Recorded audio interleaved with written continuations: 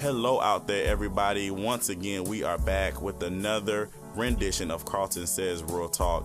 I am privileged today to have another special guest here on the program.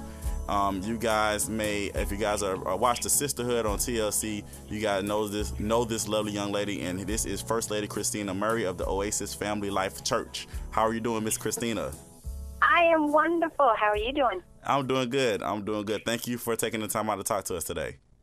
Anytime. I'm so excited. No place I'd rather be than right here, right now. Awesome.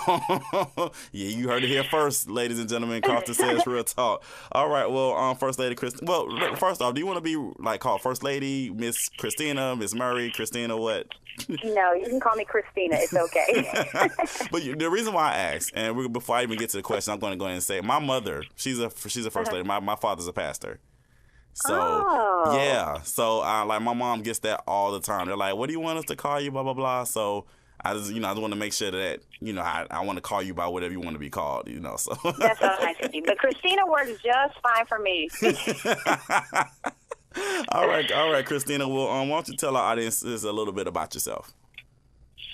Well, my name is Christina Murray. I was born in New Haven, Connecticut. I always tell people I was born a Yankee, but I was raised a Georgia peach. So I lived in Georgia for many, many years, ever since I was young. I was probably in the second grade when we moved here to Georgia. So, again, I claim both territories. Okay. But anyways, I'm here. I'm Dominican. Both of my parents are from the Dominican Republic. Love my heritage. My husband and I met in high school, got married, had kids, all of that really early. So now I'm kind of venturing out and really just doing life, I guess, for lack of a better term. So I've done a little bit of everything. My husband and I started our church, back in 2006. Okay. Oasis Church was started back then in 2006. We've been working hard ever since. And a lot of things have happened since then. I've also created the Boss Lady Network, which is my own business on the side, kind of a network for women who are working, career women, women who want to start their own business, things like that, a place where women can kind of come together. Okay. I've also created, out of that, it's called The Label, and I've created my own dress line. So it kind of came out of getting aggravated with church clothes and, getting frustrated, like, well, why do I have to look a certain way and why do I have to wear church suits?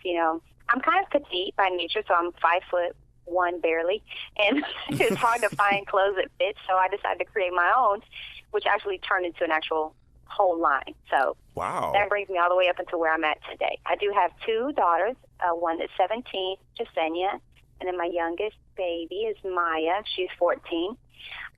Both are in high school. And just having a good time. One of them is an athlete, competitive cheerleading. The other one is a competitive dancer. So, and that's my life, my girls, my church, and my husband. Awesome. Well, that's a nice segue into, her husband is Pastor Anthony, by the way. And again, she did mention that her church is the Oasis Family Life Church. Now, tell us a little bit about your church and about your ministry. I love Oasis with all my heart.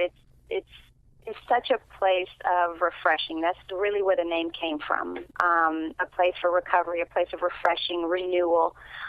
It's definitely a church where you can come as you are.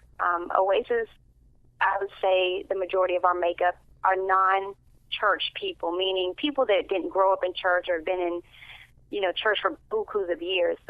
We have a good group of people who either never went to church or left church because they were hurt or, came from one religion and into Christianity, things like that. Our church is a real free, loving church. It's very casual, very come as you are. We have people that come in their church attire, and then we have people that can come in their work uniforms, flip-flops or high heels. It doesn't matter. It's definitely a place just for anyone and everyone to come and feel welcome. That's really what we base our whole life about. It's pretty much where family life happens. We believe in the family. We believe in strengthening family units. We believe in pulling families together and helping families stay together as well. So it's definitely a place where, as we like to say, it's my place in the middle of life. So that's a little bit about Oasis. Awesome. That sounds great. I know, from watching the show, and like I said, you saw a few excerpts of your church and everything. I would tell my sister, I was like, when I go to Atlanta, I want to go to visit their church. Like, I really do. Aww. y'all. So I want to check it out. Because like I said, You're more than welcome. Thank you. I mean, you guys are just so loving and so welcoming, and that exudes from the television. And like I said, I felt that definitely. Well, thank you. I hope so. We strive hard to just let that love show. We love people. Our church is multicultural. We believe in it wholeheartedly. Church has been segregated for so many years, and in so many denominations. And if it's not denomination, it's by color. And if it's not by color, it's by age. You know, there's so much segregation in church, especially on a Sunday morning. And one thing that we're definitely trying to do is let everyone know that you can come together, all of us, race, color, age, it doesn't matter, and worship God and just love one another like we do. So thank you. I appreciate that. And I think that's what God is wanting his church to know, because we actually, believe it or not, my dad was just talking about it. My dad and my mom were talking about it this past Sunday at church. My mom preached a sermon, and we were just talking about denominations and just, you know, how we need to be better as a church and coming together. Right now, our church actually just a church in here in Augusta. They have a building, and they actually invited our ministry into their building. So we're actually two churches worshiping in one building right now. Oh, awesome! Yeah, so it's definitely, God has opened that door, and it's definitely we're trying to show the community that we can come together and worship together. We're all one church, one body. So I love it. That's what I'm talking about. I love it. Yes. All right. So for those of you, who may not be familiar with the church, you guys may be familiar with Christina from the show, The Sisterhood. Now, were you hesitant at first about doing a reality show? First of all, let's go back to how were you approached about doing the show, and then how did you feel about being a part of it? Okay. Wow. I was actually approached. It was very awkward. I was actually at Pastor Zachary Tim's funeral. So we were literally in the parking lot waiting to go into the service when my husband got a phone call from someone asking us if we would be interested in doing a reality show. So I'm looking at him, and he's looking at me like, hey, you want to do a reality show? And I'm like, heck no. Who is asking that? Like, who just calls you and asks you if you want to do a reality show? So he's talking to whoever on the phone, and, and I'm kind of like, what are they talking about? What are they talking about? So he hangs up, and he's like, yes, somebody says that someone is putting together a reality show based on pastors' wives. And I'm like, oh, God, no way. I can't do that. For the people that don't know me, I am a little shy. Most people don't believe it, but I'm very camera shy. I'd rather be behind the scenes type of girl. So that automatically was like, heck no, I am not getting on TV.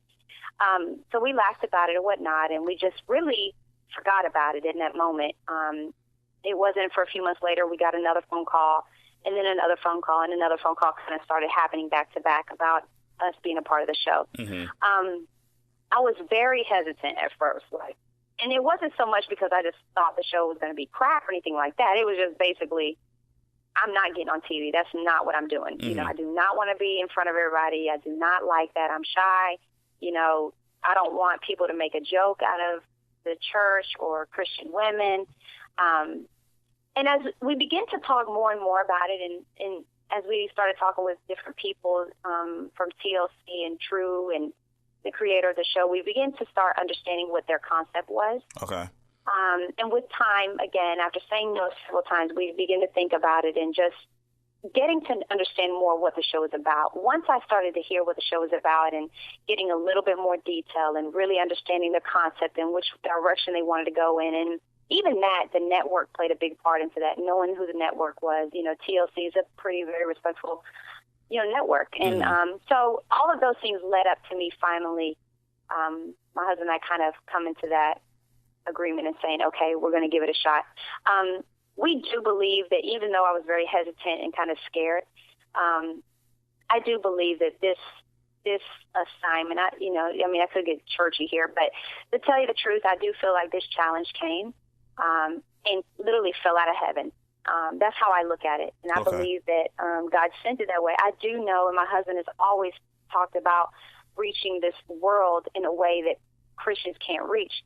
And, just thinking about it and praying about it, it's like, duh, here it is. This is it. So that's kind of how we ended up deciding to go ahead and go for the show. Okay, cool. Now, how has things changed now that, you finished filming, the season is wrapped up on television? Like, has anything changed as far as you going out in the public, or like has anything changed within the dynamics of your life? That has definitely changed. My family, we're still goofy, crazy, just at home, it's still home. It's still the same thing as always. But what has changed is going out in public. If I had to pick one thing, more people may know my name. Mm-hmm. And I'm having more conversations with people on Facebook or Twitter or whatnot. But going out in public has been the funniest thing to me because my mind still is not wrapped around the fact that this was on national television mm-hmm. and that everybody in the world saw this show, and I guess for me, that still has not resonated very well. So I'm like, oh, yeah, I was on that show. So I can be out and people are, like, staring at me. I'm like, why are they looking at me? Like, what's wrong? Do I have a bug on my face? Like, why are they looking at me crazy? And we're laughing. And the truth is I forget that people recognize who I am. And everywhere I go, just about every single day, someone is stopping me and recognizing me or asking to take a picture or just saying how they appreciated the show, how they loved it. So it's changed, and it's been a little different. I have to get used to that, being out and not really having that privacy when mm-hmm. I'm out to dinner or with my girls in the grocery store. But it's been good because people have been very respectful. And it hasn't been like overbearing for me because I am a little shy. So, but it's been okay. It's been pretty good. Okay, cool. That's good. Like I said, ladies and gentlemen, I'm going to admit this. I think I may have mentioned it a few times on my blog, but Pastor Anthony and definitely Christina, you guys were my favorite on the show. Just because you guys were so real to me. Like I said, it's just the episode that drew me in was when your husband was talking to your daughters about condoms. Yes, and I'm going to tell you why. Yeah.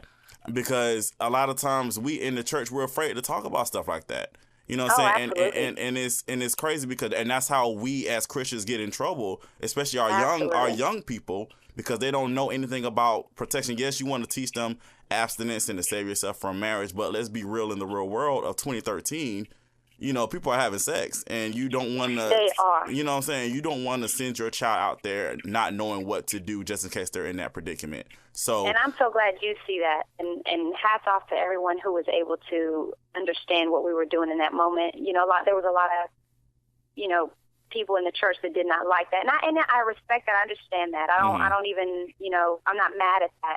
But one thing that I do realize is the times that we're in are different. Right. You can't reach people or the youth like we used to 25 years ago. It's not happening. Right. I'm not saying people are ineffective by no means by their methods or whatnot, but all I know is I'm very real with my kids. I got married very young. I've seen it all. We work in youth ministry.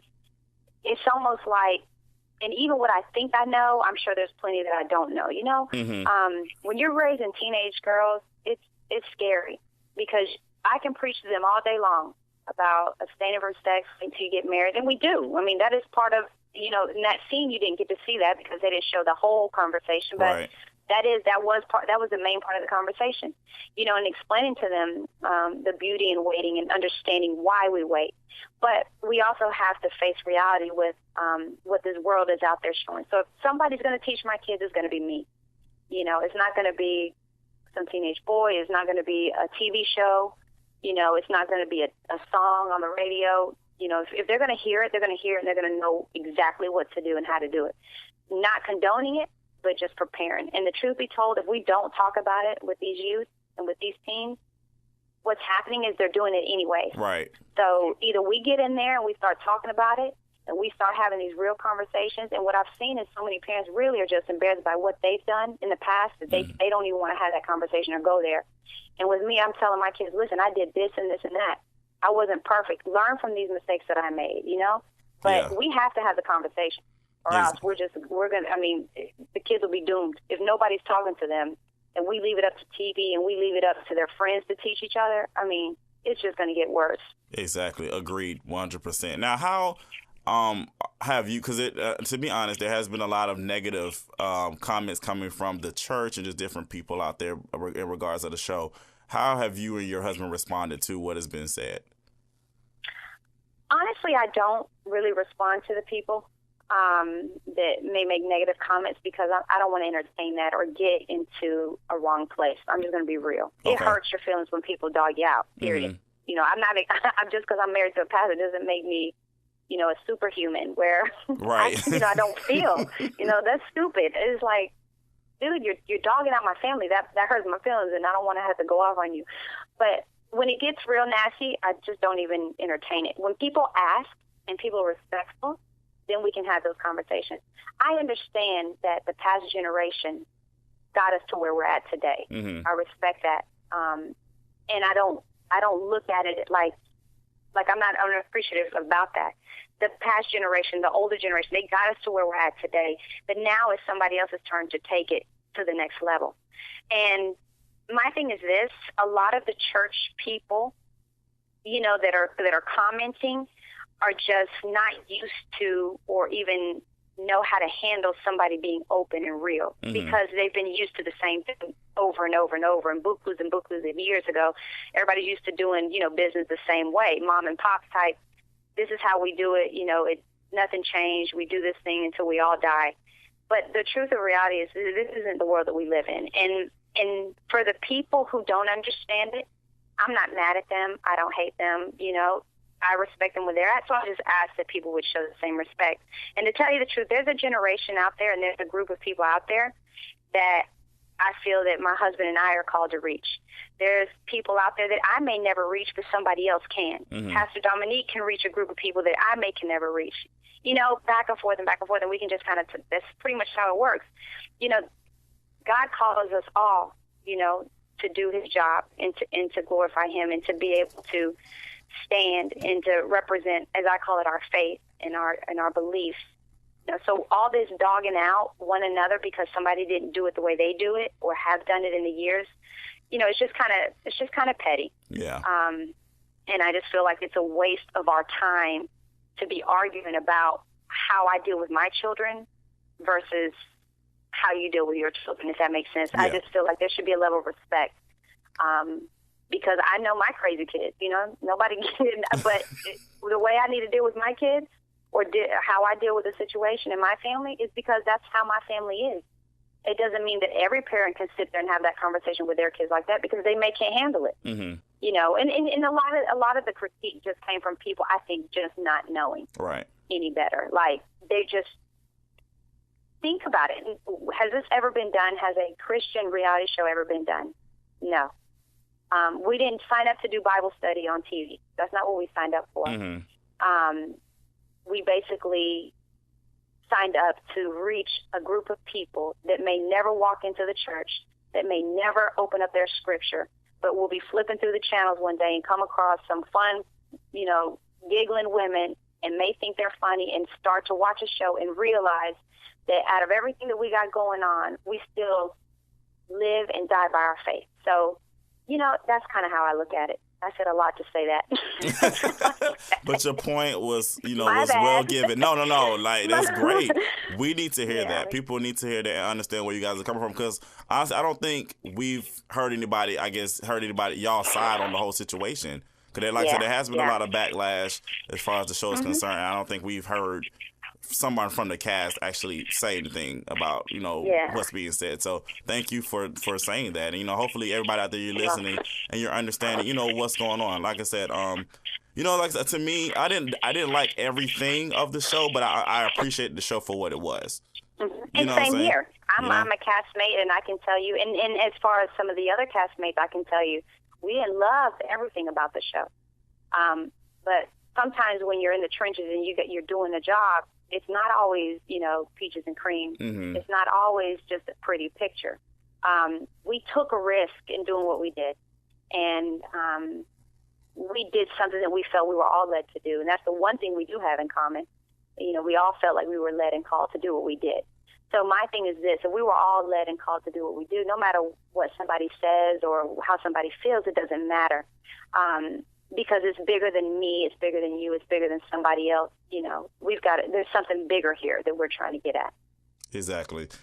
Now, with that said, will there be a second season? I don't know. I have a major anxiety because I don't know. They have not confirmed nor denied. Okay. So I'm like, oh my God, are we not going to get a second season? But they have not said yes or no. Okay. Basically, they're not saying anything. And the reason why I'm wondering is because the way y'all ended, it was kind of weird to me because they showed 2 episodes that week and that was it. Mm-hmm.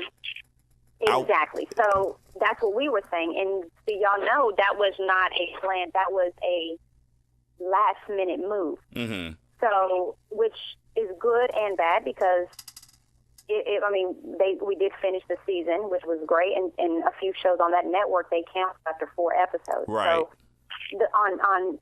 for us, it was excellent because we finished out a full set of episodes that we were, what we originally had planned. We planned on doing 8 episodes, and all 8 aired. That last night when they did the finale, the 2-hour finale, mm-hmm. it was last minute, but I think the network ventured out on something new with us.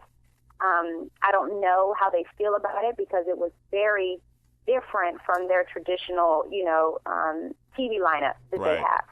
Right. So we don't know. We don't know if TLC is going to keep us or sell us, or if they're going to continue on or not continue on. We have no idea. So we're out here waiting just like you guys. Okay. we'll definitely keep our... You're stressing me out.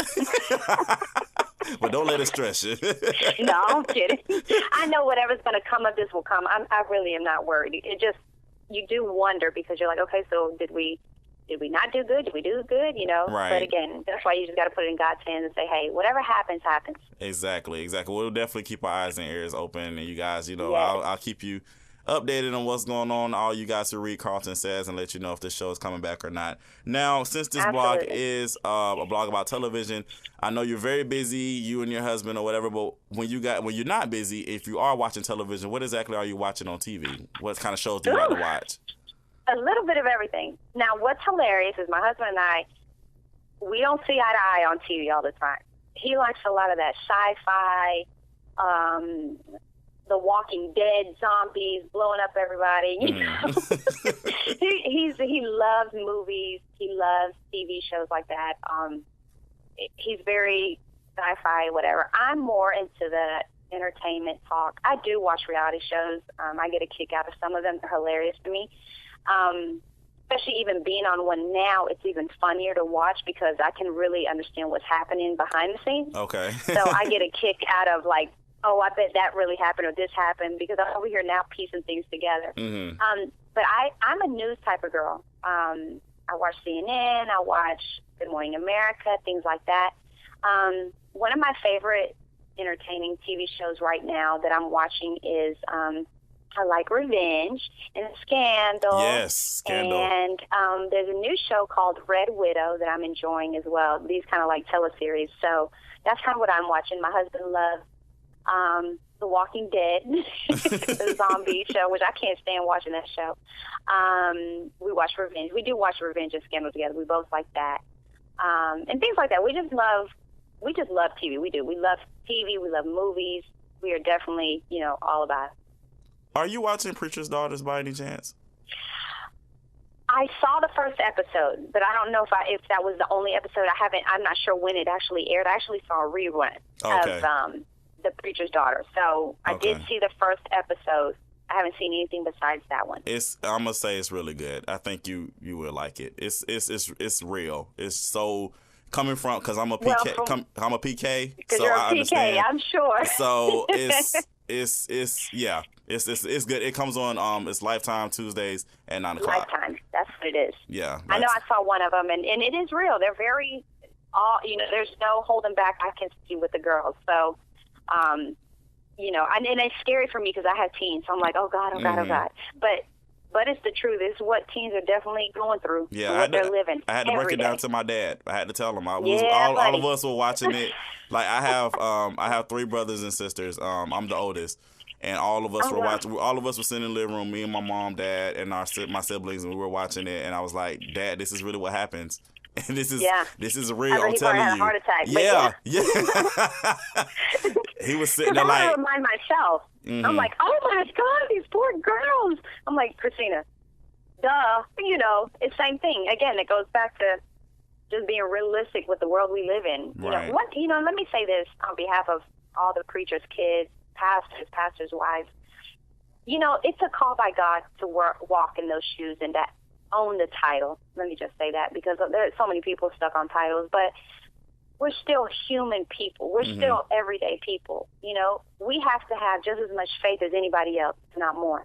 It's basic, hey, as women, we go through frustrations in life, you know, in raising our kids and being a wife, and also being married to a pastor, which takes on a whole nother level. And I know you can understand that being a pastor's kid for you, it's you're still human. You still have the same feelings as any other teenager, right. and, you know, vice versa. So I think a lot of people just expect it to be so perfect and picture perfect, you know, and it's just not. It's not. I just think the way we base our decisions, the way we try to overcome obstacles may just be a little different. Yeah. Because of our faith, definitely. so to speak. So. Definitely. Now, Christina, if people want to know more about you or reach out to you or learn more about your ministry, about the Oasis Family Life Church, how can they do that?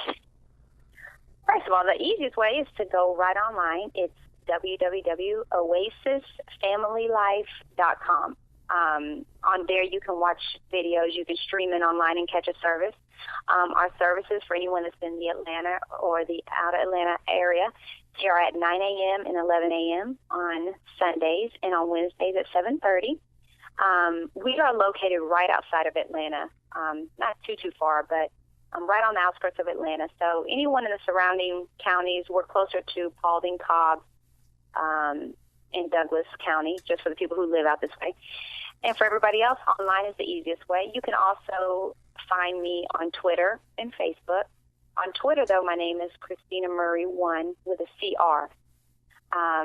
Also with my Boss Lady Network, you can reach me at bossladynetwork.com. You can join the network. You can be a part of our group. You can see what's happening, kind of keeping up to date. A lot of the stuff that I'm doing with the show will be on that website as well. Okay. And that's pretty much it. You know, you can find me out there. I'm not the best with social media. I really try. You know, it's like I need my kids for that. I'm like, wait, what do I do here? They're like, Mom, God. But usually when people send me a message or they tweet me, I always try to respond, you know, at least the best that I can. So best way to find us, again, oasisfamilylife.com, thebosslady.network.com, on Twitter and Facebook, Christina Murray 1. Awesome. Well, thank you, Christina, once again. First of all, for being a part of this interview today, and thank you for being just so transparent. Thank you. I really appreciate it. I appreciate it. And thanks for calling me. I really appreciate it. I'm glad that I was able to be on your show. Thank you so much, and please tell Pastor Anthony I said hello. And I hopefully I will get to meet you guys, because next time I'm in Atlanta, I'm definitely going to come to Oasis Family Life Church. You better come find us. My feelings will be hurt. You better come find us. Okay, I definitely will. All right. Yeah, let me know when you're coming, okay? Okay, I will. I'll do that. All right, y'all. That is it for today's episode of KARLTON Says Real Talk. Big shout out to my boy Robert McDaniel, Studio 4002, for all that you do. Thank you so much, sir. And that's it for today, ladies and gentlemen. Stay tuned, because you never know who we'll have next. Once again, big shout out to First Lady Christina Murray and the Oasis Family Life Church. And we will see you guys next time. Peace.